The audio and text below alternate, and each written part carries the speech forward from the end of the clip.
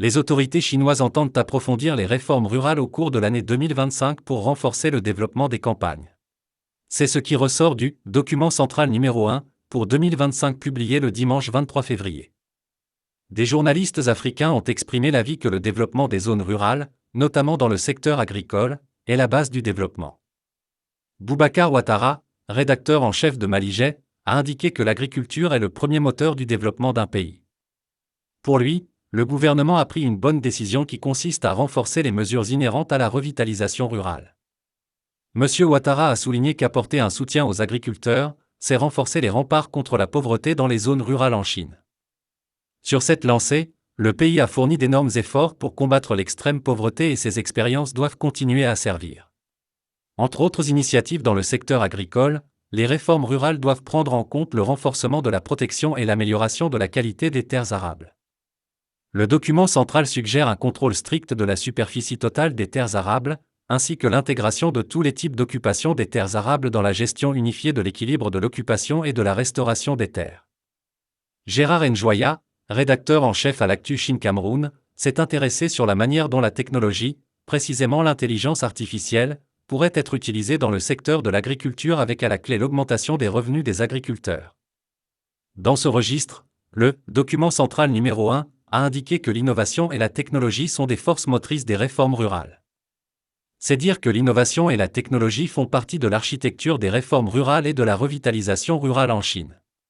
La revitalisation globale des campagnes passe par la construction d'un pays agricole fort, en prenant la réforme, l'ouverture et l'innovation scientifique et technologique comme force motrice, en consolidant et en perfectionnant le système de base des entreprises rurales, en apprenant et en appliquant l'expérience des 10 millions de projets, en assurant la sécurité alimentaire nationale, précise le rapport.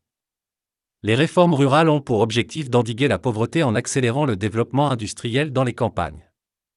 L'innovation scientifique et technologique conduira à l'agglomération de facteurs de production avancés et au développement d'une nouvelle productivité agricole en fonction des conditions locales. Dans le but d'accélérer les percées dans les technologies clés, elle renforcera la coordination des ressources de la recherche agricole et cultivera des entreprises de pointe dans les sciences et technologies agricoles, précise le rapport. En plus de la mécanisation du secteur agricole, une autre innovation, à savoir l'agriculture intelligente, est promue dans plusieurs provinces chinoises. L'exemple de la province du Jiangsu est édifiant dans ce registre. Héritier Mingumiyo, directeur général de la radio Sozo Yamboka FM, a, pour sa part, souligné l'importance du développement des chaînes de valeur dans le secteur agricole et des infrastructures routières et énergétiques dans les zones rurales. Grâce à des investissements structurés dans l'agriculture, les producteurs chinois exploitent et transforment leurs produits pour accroître leur plus-value.